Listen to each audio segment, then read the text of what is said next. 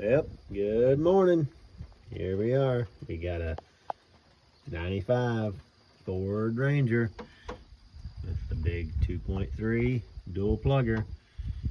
We come down, guy had a truck out in the field. He hit a stump and it died on him.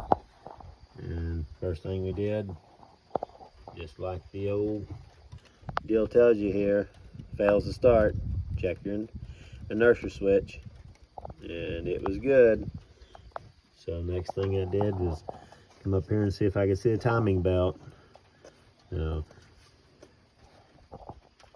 nope, she broke the timing belt.